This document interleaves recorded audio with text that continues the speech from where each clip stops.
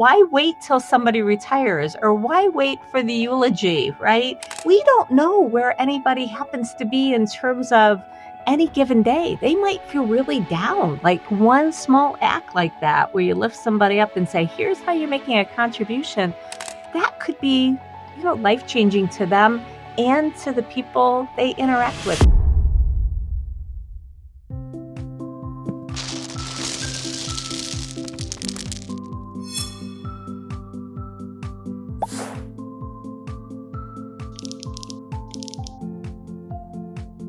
What if the key to transforming your workplace isn't in massive culture transformation programs, but in the smallest of daily moves people leaders can make? Welcome back to the Happiness Squad podcast. Today, I'm joined by Dr. Gretchen Spreitzer, a trailblazer in positive organization scholarship movement and a professor at the University of Michigan's Ross School of Business. For decades, Gretchen has studied what makes people come alive at work, how ordinary employees, not just CEOs, can spark extraordinary change.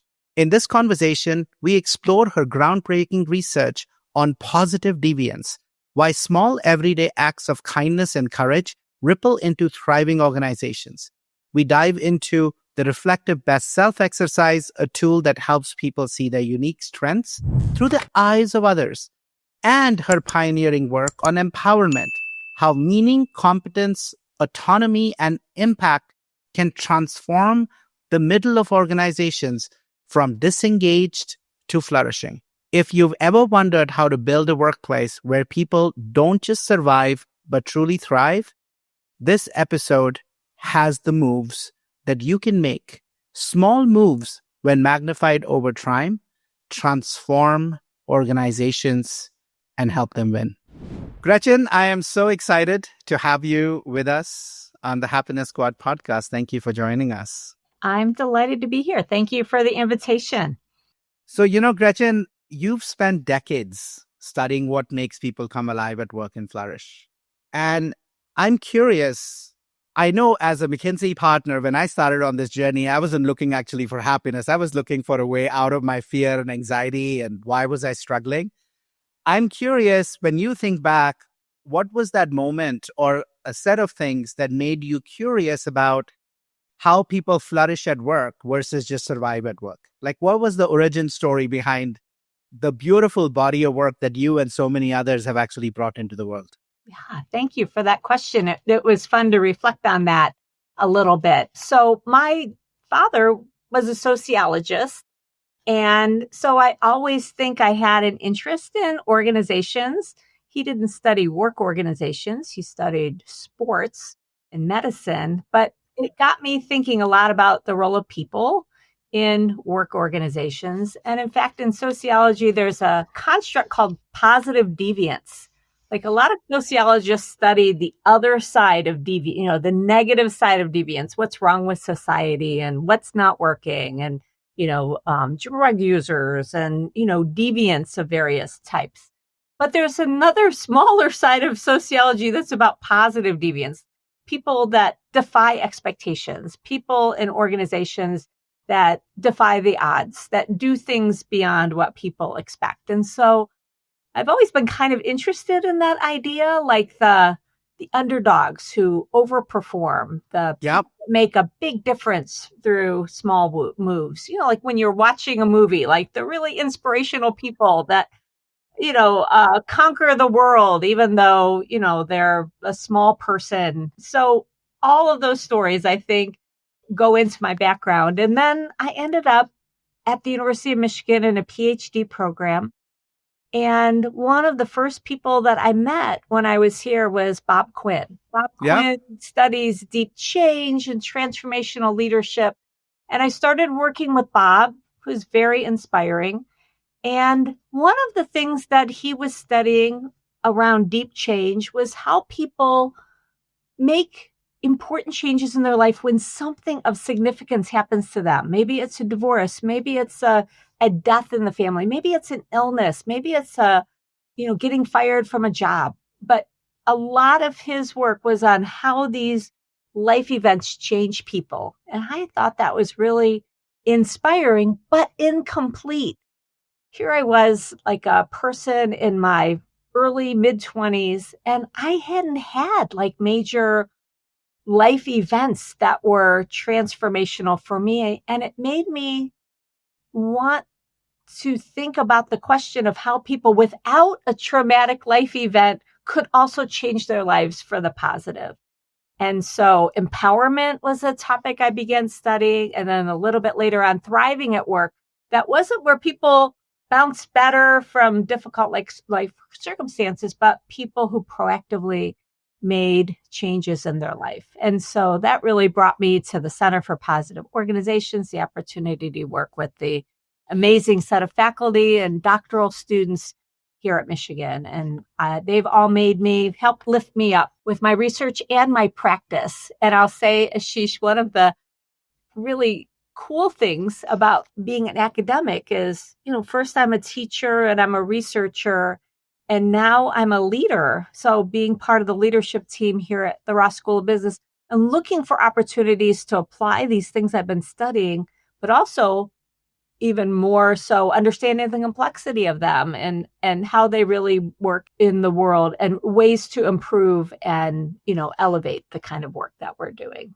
So kind of full circle from growing up with a sociologist to now being in a leadership role myself. Well, I think it's an amazing story. And as you know, that concept of positive deviance that really comes through, right, in all of the work is, I actually, even though when I first read it, I didn't know the word positive deviance. Mm-hmm. But I think Viktor Frankl was speaking of that when he wrote this in Man's Search for Meaning. I'm sure you'll remember this. I read it for our listeners. There's a passage in there where he says, "We who lived in concentration camps can remember the men who walked through the huts comforting others, giving away their last piece of bread. They may have been few in number, but they offer sufficient proof that everything can be taken from a man but one thing, the last of the human freedoms, to choose one's attitude in any set of circumstances, to choose one's own way." Right? And it's, I think he was talking about definitely positively deviant men, because in those conditions under that, I think it's definitely somebody who is that, who would, who would do that. Right? Yeah. Give away, support others, comfort others. And there is so much that people talk about that dark period in humanity. But I'm not sure too many people have studied those men, even though few in number, and what made them that way. And what shaped them and what became of them and all of that, Yeah. But it's amazing. But thanks to you, you have a whole field of around this. Thank you. And I think in that story that you just shared, I think sometimes we think about positive deviance as these heroic things like Mahatma Gandhi did, or, other people who are changing the world. And sure, those are examples of positive deviance. But the thing you just you recognize, it's also the small everyday moves that we do that really matter to people. So you talked about comforting people in the concentration camp. Well, we also, like with students, the simple acts, or, a colleague, really asking, how are you doing? And meaning that you want to hear the answer. It's those small things. It was one of my colleagues' birthdays last week, and it was like, okay, yeah, I can just say happy birthday. Or I brought her a small bouquet in, and it's just like, wow, took the time to do that. And like small things can switch people's mindset in any, everyday kind of situation. So small moves matter, and they magnify over time. They build on each other. So I'm going to go there next, because I completely, I think life is in little moments, and it's those moments that matter. We were at a conscious capitalism dinner last week, and one of the guys is talking about, at our company, we have we have gratitude, and we celebrate our managers once a week, and we tell them we love them. And there was this other person sitting across, and he said, well, do you not love them the rest of the weeks in a year? Right? Why can't we actually every day, every week, right, look for the good? It's the small things people do, right? We notice it when somebody doesn't do something. Yeah. And Ashish, I think the other thing we can also think about is, what are ways that just remind us to keep doing those sorts of things. So maybe it's a practice like that once a week helps us. But what are things that we can remind ourselves of in the moment? So probably a little hard to see, but I have this bracelet. I have several different ones that I wear, but this one says, probably can't read it, see the good. See the good. I love that. And so I wear this on a day, maybe where I need a little bit of extra oomph. And it's a reminder to me. I look down at my wrist and I'm like, okay, yeah, this is a difficult situation. How can I see the good in it? I also have one that says strength on it. And my two daughters who are in their 20s, they also have the same bracelet. And if one of us is having a bad day, we'll go and take a picture of that bracelet and we'll send it saying, hey, I'm sending you some strength right now. So why do I say that? It's like little artifacts can help us have that mindset of remembering. I love that. Hopefully we're creating habits, right, where it comes naturally. But sometimes we need an extra nudge, something to remind us of keeping that perspective, that mindset. Yeah, and you built that, right? Is that a bracelet? You didn't buy it; you built it, right? With this one is one that somebody gave to me. But you can build one of those. So I think this invitation to say, hey, go get yourself and build something and wear it, right?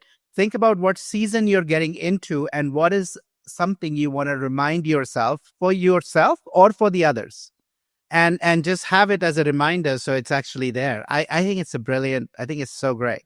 Visual cues, things that remind us. I think we need that because we can get into living below the line, running on fear, scarcity, busyness. That's our default. So it's a pick me up. What are some other things, Gretchen? Small acts, tiny acts that you've seen in your work that have such powerful effects? So we talked about appreciation, of course, gratitude. We talked about seeing the good. What are some other simple things that I think if people keep front and center, they can be heliotropic. They can create positive workplaces. Yeah. So one tool that we've developed at our Center for Positive Organization is called the Reflected Best Self tool. One of my favorites. Yay! We're doing it. We're executing it in 2 weeks with 300 people in one organization. But at its basis, what it does is help people see what their unique strengths and contributions are across work and non-work situations. So people who you know in your life well, work colleagues, but also friends and family, maybe old coaches, old teachers. People can decide who they want to get these stories from, but people get these stories of a time when they made a distinct contribution, when they made a difference to others. And we help them compile these stories and then synthesize to find a set of strengths of who they are when they're at their very best. So it's not their everyday self. It's when they're operating at their very best. And why am I telling you about that? Because I think those stories are so powerful.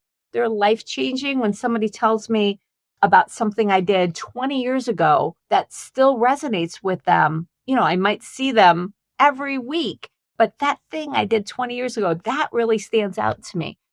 So what can we do as leaders, as colleagues, as friends to give each other that kind of feedback, not waiting for an example like, oh, we have this tool, we want you to do this exercise with us. What can we do every day to share with those that we interact with something about how we're seeing them when they're at their best?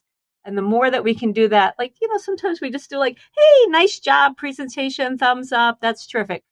That's okay. But what's even better is to say something that really stood out to you, something that was meaningful to you about what they did, and to take a minute to either say it or write it down, send an email. I love something handwritten. If you could see what's behind my monitor, there's some of those handwritten notes that people will say, I really appreciate what you did last week, or what you did in that presentation really stood out to me.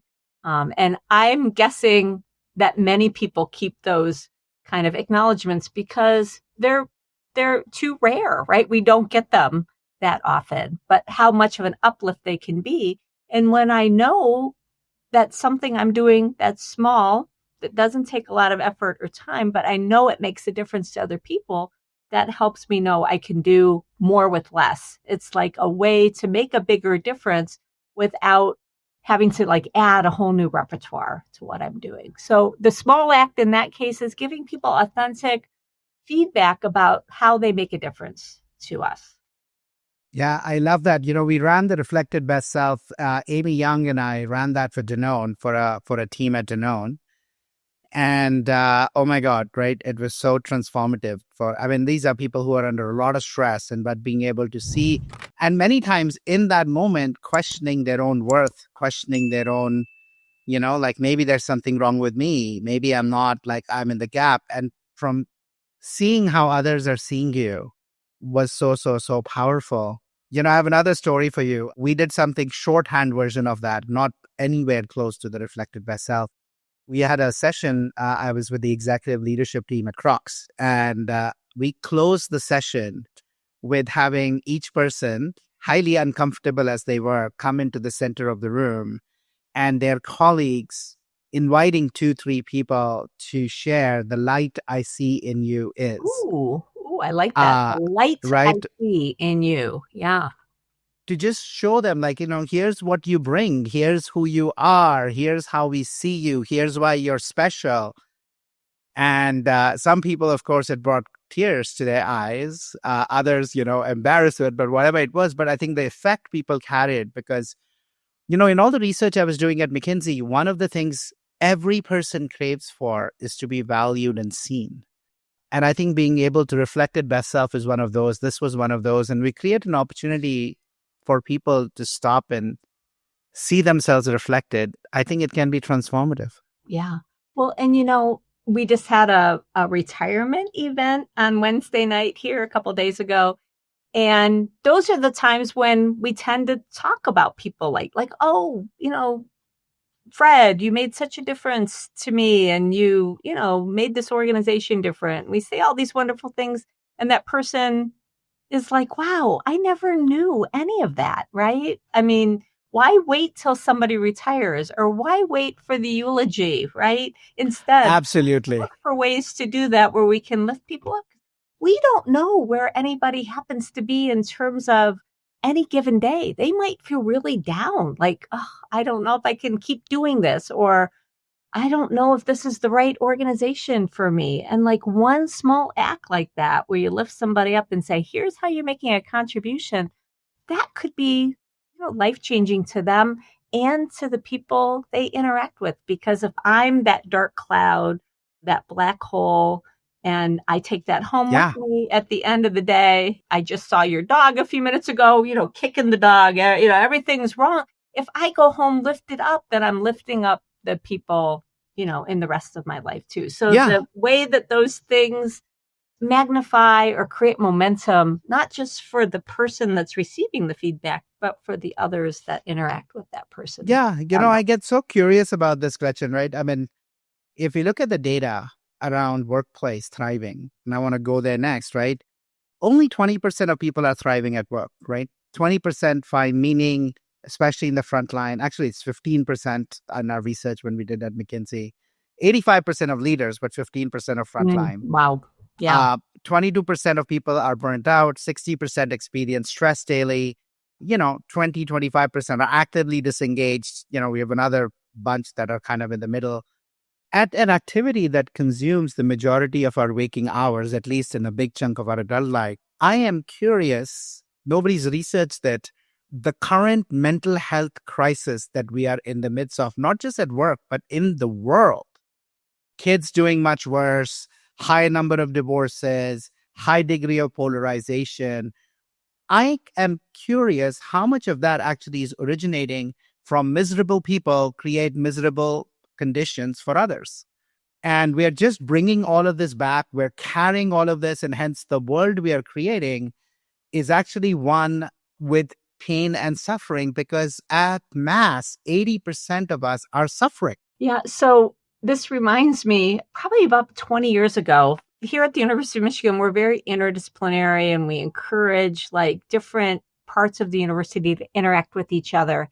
And we had this physician come and reach out to us at our Center for Positive Organizations. And he said, I help people with chronic pain. And he said, I've done everything I can within my control to have the right treatments, the right drugs to be able to help people overcome chronic pain. He said, I've been only somewhat successful. I have people who still are really suffering and struggling. He said, I think it's the world of work that is the biggest barrier for me to be able to get people really healed or really overcome that chronic pain. And so we actually had a conference with him where we talked about that link between chronic pain and how people experience work. And so I think you're on to something, unfortunately, right? That work could be have such a powerful effect on people's mindset, but also on their body. On their bodies. We're carrying that. What they're taking in. And, we talk about work as sometimes being the grind. Well, it's like grinding down people day after day after day. And so, often when I'm teaching our MBA students or teaching executives, they're like, I think I just have to find a new organization because I feel like such a victim. And one of the things that we try to do is help people. This is some of my earlier research, help people to feel empowered to start making, we can't change the whole organizational culture, but in the unit that we're in, we can start making small adjustments, small changes, build a coalition with other people who feel like us, create some change agency in our own team and our own group to start making some positive momentum. And sometimes we refer to those like bright spots in any organization. This is where positive deviance comes in. There are some bright spots of people who don't always have power. They don't always have the title, but they're seeing where there's possibilities to improve how the organization functions, how they treat people, how they interact with each other. And even if you're in an organization that is not optimal for thriving, you can begin to change things in your part of the organization to make a difference. We hope you're enjoying this episode and would love your help in spreading awareness and furthering our mission to help 1 billion people rewire for happiness. Please consider leaving us a review and sharing this podcast with others in your personal and professional life who you feel could benefit from some of these very insights. It's a really simple way to extend and spread positivity. Also check out Rewire, our proprietary offering to move you from knowing to doing, on the Happiness Squad website, www.happiness.squad.com. Rewire uses the science of habit formation and the power of community to help you build happier habits in 5 minutes or less daily. Now, back to the episode. Yeah. And, I so agree with you. I'm so of like mind. And I think it's sometimes a hard message, but I think it's an important message, right? Our focus in terms of what are the work that we're doing, I'm actually trying to focus on the middle. Not on the leaders, but on the middle, because it's the center of gravity of organizations is in the middle, right? If you want to change an organization, if you change leaders, yes, the effects trickle down to others. But if you change the middle, if you empower the little, if you help them build these core skills that they need to be positive energizers, to be these massive, sources, by changing what they can, so the research is so clear. So this is the recent 2 years ago, the McKinsey Health Institute, and I'm so grateful for them because they looked at drivers of holistic health and burnout. And, this is what was so exciting for me. This is also what was so depressing for me, but also what was exciting. What was exciting was 2 things. Number one, it highlighted that when it came to health and burnout, majority of the drivers, so in the case of health, approximately only 28% were what individuals can do. Individuals, like if I'm a worker, 28% of my health I have control over. 72% of my health is actually outside at the job, team, and organization level demands and enablers. But the organizational layer was only 10%, which means as any manager, I could do job crafting. I can communicate like all of Julian's work around positive communications. I can build high quality connections. I can choose to operate from resilience rather than learning versus anti-learning. I can redesign how we meet and how we create flexibility and autonomy. I don't need others' permission. And that's what was exciting for me. If that is true, then we don't have to wait for the top of the house to do the change. That'll be amazing if they get on board. But even if they don't, as a leader, even if you lead a team of one, you have a more effect on that person you're leading than the therapist, and you can make a difference. Yeah. And, a lot of times people are like, oh, I have to wait for it to start at the top, or I have to go find a new organization. And it's like, okay, those are two options, but you're missing another one that's right in front of you. And you can be a role model for others. If others see you job crafting, then that can inspire them to say, oh, I'm going to look for a way to bring my strengths or my passions to work. We had a staff member in our executive education group, and she's in a lower level position. She's not a manager herself, and she has a passion for succulents, the plants. And she noticed that when we have some groups of executives in, that it's a custom group. We have these beautiful flower arrangements around that looks really nice. And then other times we might just have an open enrollment group where the budget is a little bit more limited. And there was no natural beauty in the room. And so she has this passion for succulents. So she said, I want to bring that passion to work. And so on those weeks when there aren't, these Love that. Flower arrangements, she brings these succulents in. She comes in the night before, and she brings them in. And then they're a wonderful conversation piece. People are like, oh, these are so unique and different. They're not the traditional, arranged flowers. And then it starts a whole conversation about how it's a passion of hers. And she doesn't try to take credit for them. She's just wanting to bring warmth and light to people and share something that she cares about. She didn't have to get permission. She didn't have to wait for somebody to say, hey, find a way to add something new, improve how our clients are experiencing. She just said, I'm going to empower myself to bring something I care about that I think is going to make a positive difference in this workplace. That's such a beautiful story. And that's where I want to turn to next. Your research, where you started, was on empowerment. And I think empowerment, especially in today's context, is so, so, so important. There's a lot of conversation around hybrid work and, like leaders feel that if they let people decide where they work, they lose control. Individuals are feeling the other side of it. I'm curious, in our current context of how people are working, what are some things that leaders can do to truly empower their people?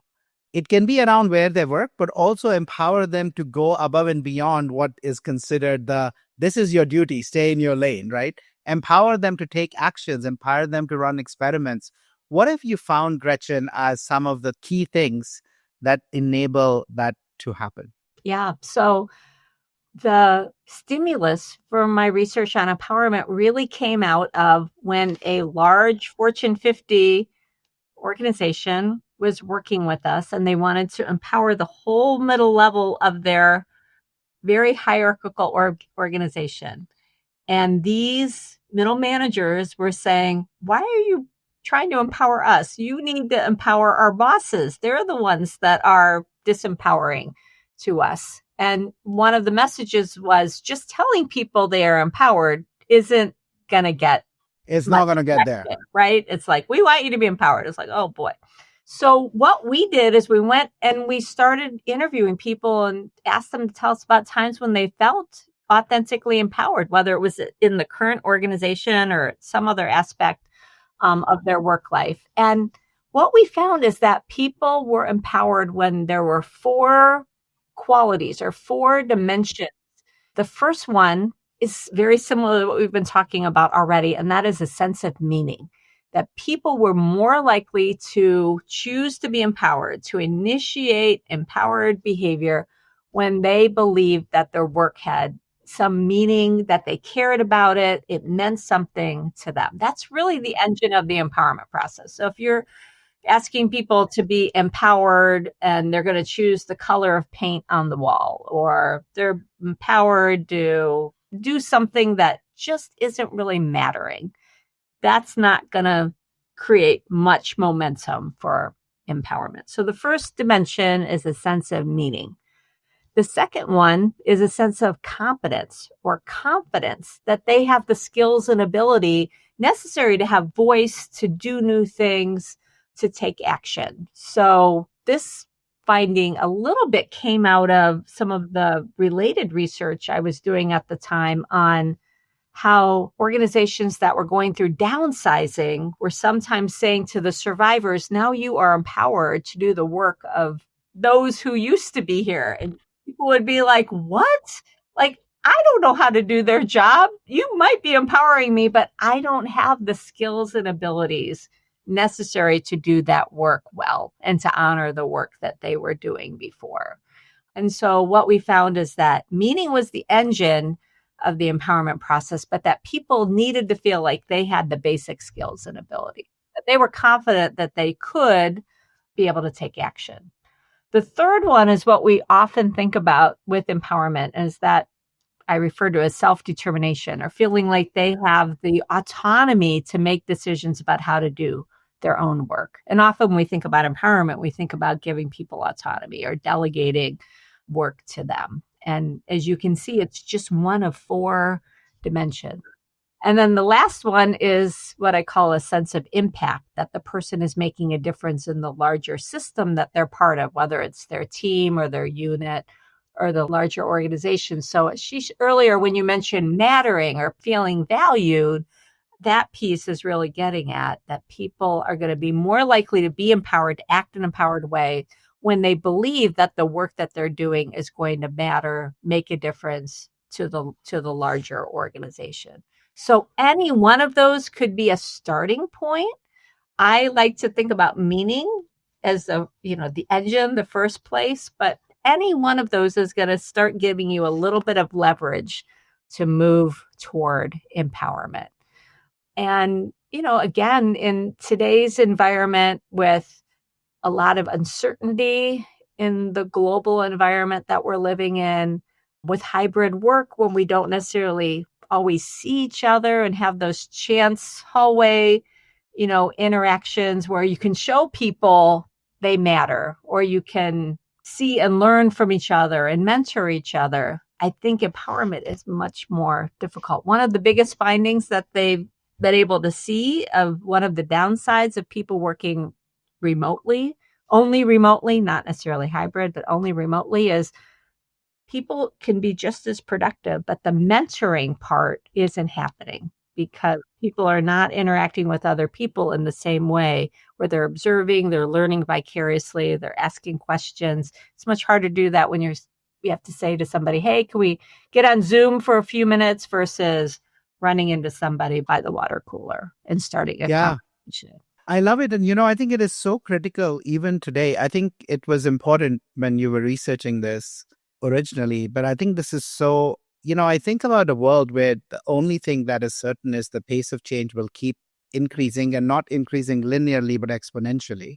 The only way as organizations we can respond fast is if we push empowerment, if we push decision-making, if we push that from the center stayed slow structures to the fringes, where every person, right, understands, they find meaning, they know where they're going, they feel that, we are investing in skills in them.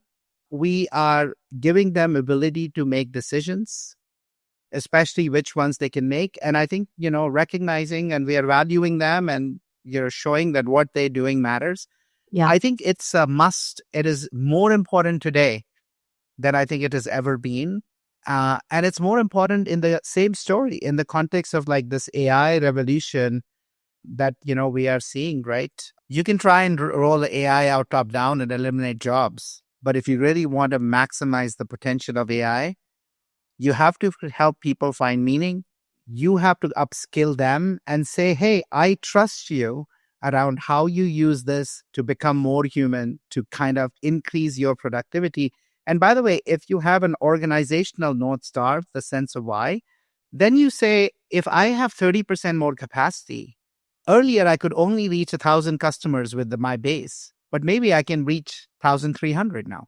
Versus saying, well, I should be needing 30% less people now.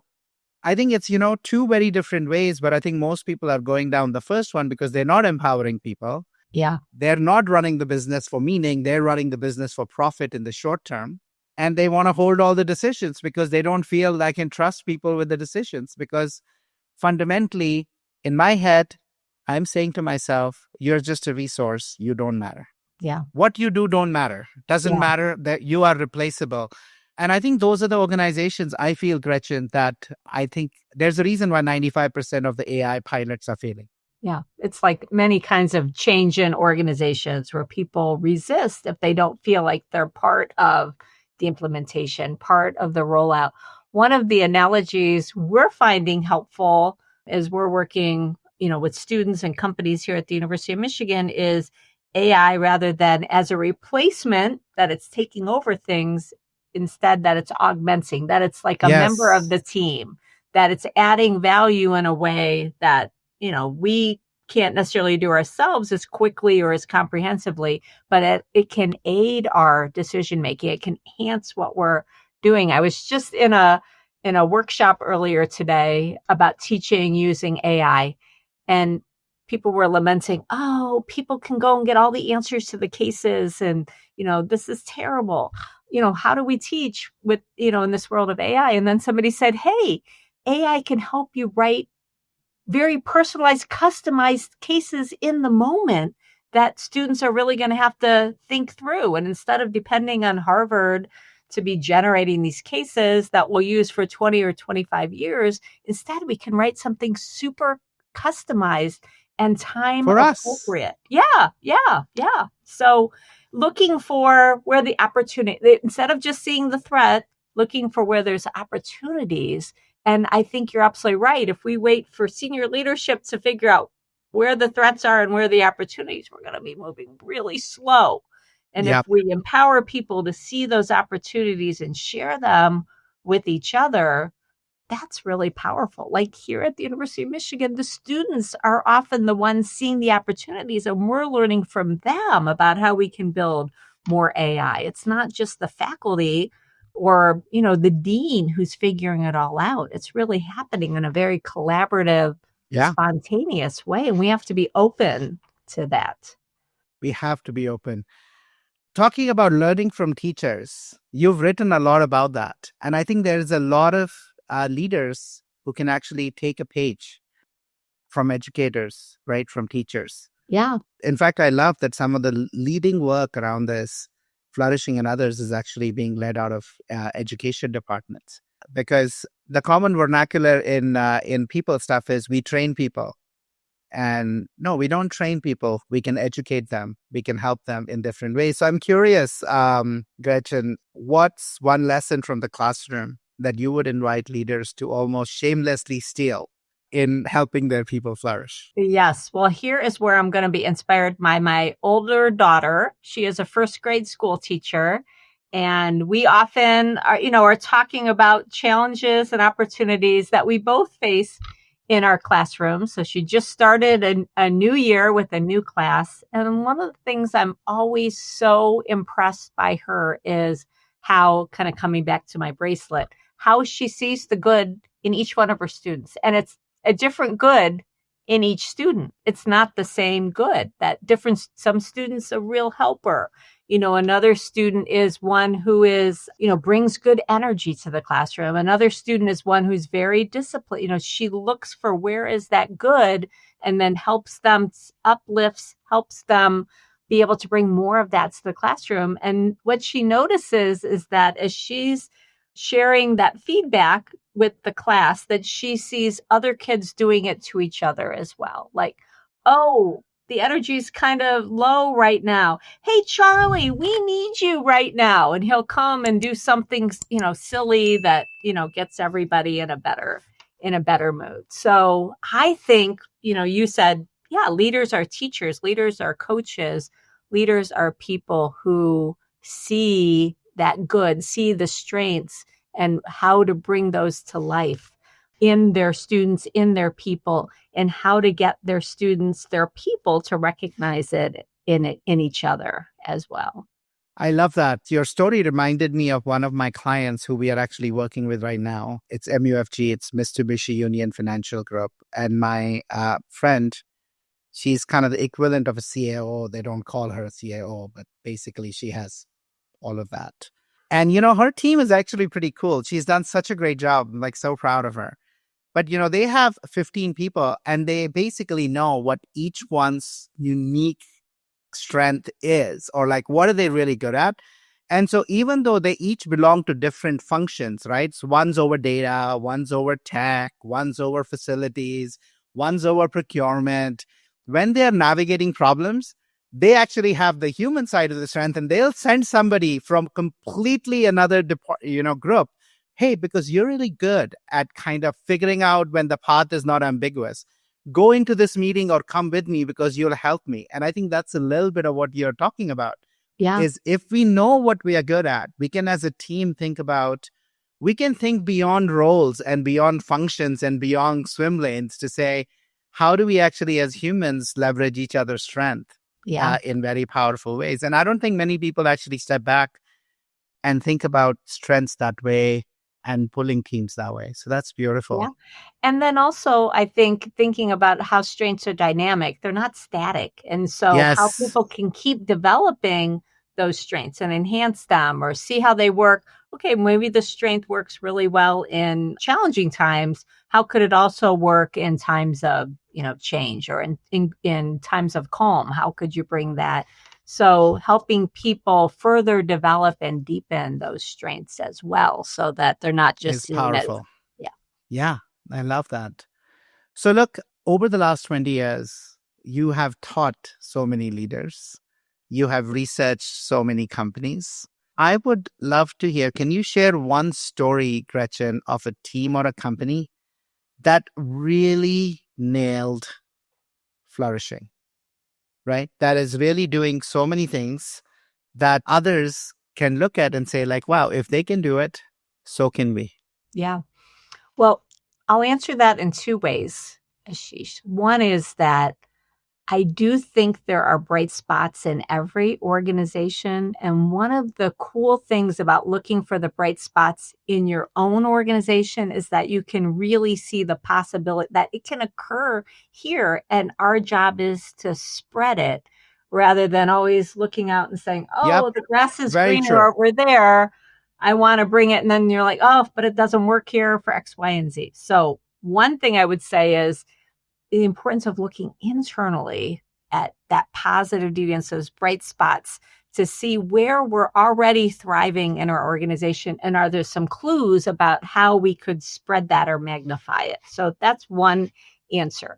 Then the second answer is it's always a little bit hard because you see an organization today and it seems like it's doing well, and then something happens in the environment or the leadership changes. And so organizations are not static either. And so there's parts of me that is always like, for example, we used to use Southwest Airlines as an example of a positively deviant. And look at what's happening now. And now they're struggling, right? And so is it because they did those other things that they're, that those positive things over time?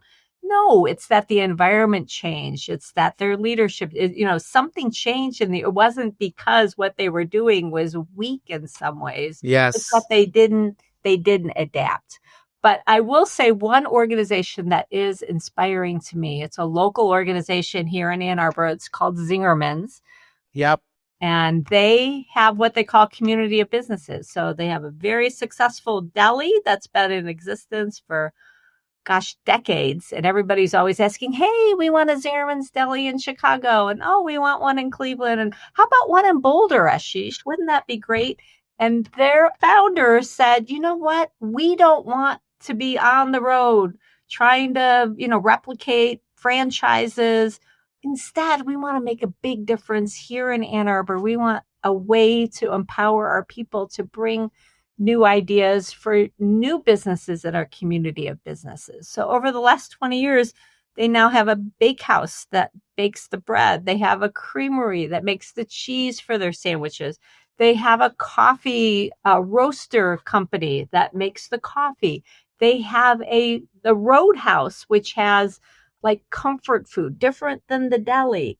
They have a training company that brings the Zingerman's culture. You can sign up and do classes there. So an employee might have an idea for a new community of business and they pitch it to the governing body, and it could be the next business. So talk about empowerment. Here's where the success, the growth of the company could come in the original businesses, but also can come from the great ideas of employees. And so that stands out to me as a really, they also pay a living wage. You know, you go there, you're not going to get a cheap sandwich for sure, but you go there, you know, the employees are well taken care of and paid well and treated well as well. I would love to actually do a case study on them. I know you've done it, but I want to tell their story. The other one I found, Gretchen, I'm sure you're familiar with this too. The person who clued me onto that was Rich, Menlo Innovations. Oh, yeah. These evergreen companies, right, that are kind of now part of the Tugboat Institute. And I loved that. I read that book last weekend called Another Way. And I found it so inspiring. I actually read it. I literally read it in one day because it literally mirrored back what I'm trying to build Happiness Squad around.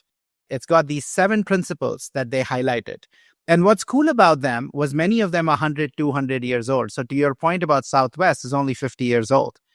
But what are the businesses that have stood 100, 200 years of time? And what they were finding were these 7 things that were at the heart of them. And I loved them, They were all purpose driven.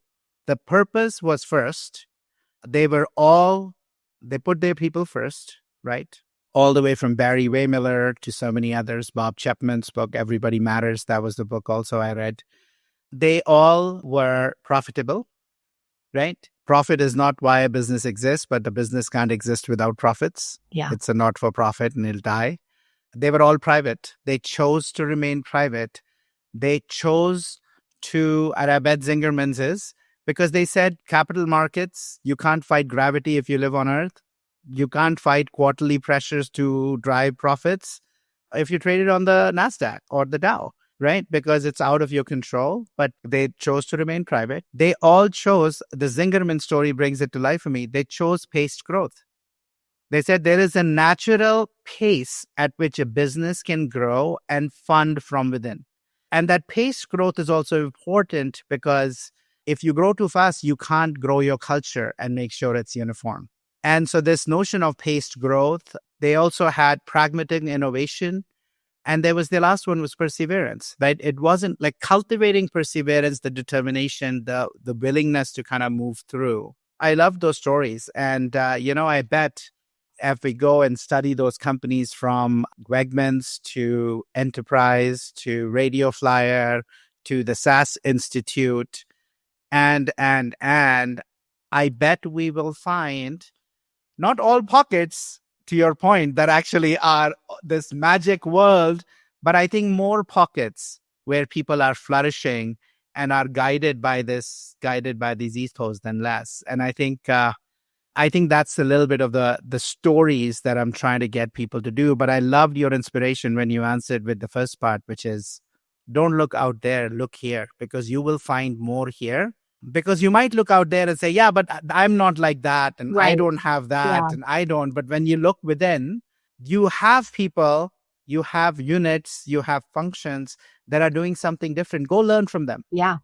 Well, and the other thing, we talked about the reflected best self, where people share stories about a time an individual was at their best. I think we could also do reflected best organization too. I love that. To go to customers, to go to vendors, to go to employees. Oh my God, that is such a great idea. When did you see your organization at its best? When it was really thriving and flourishing, when, they were achieving more than what was expected. And I think that is such a powerful exercise for identifying those bright spots or those bright times, right, in an organization's existence. I love that. Gretchen, thank you, my friend. This has been such an amazing conversation. I have taken so much away from you, from empowerment, from this reflected best self for individuals as well as organizations, this notion of looking for greatness within, finding strengths, amongst our people and kind of actively creating opportunities to develop them. Oh my God, I've learned so much. Thank you Well, thank you for literally birthing a field and kind of growing it and now leading it.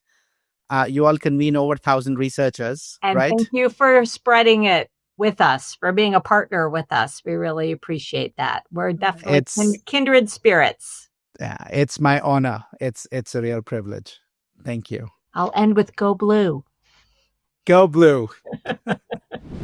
That wraps up another episode of the Happiness Squad podcast. We hope you found the insights actionable to enhance your journey towards happiness and fill your life with more joy, health, love, and meaning. Please consider leaving us a review and share the podcast with anyone in your professional or personal life who you feel will benefit from some of these very insights. It's a really simple way to extend support and spread positivity.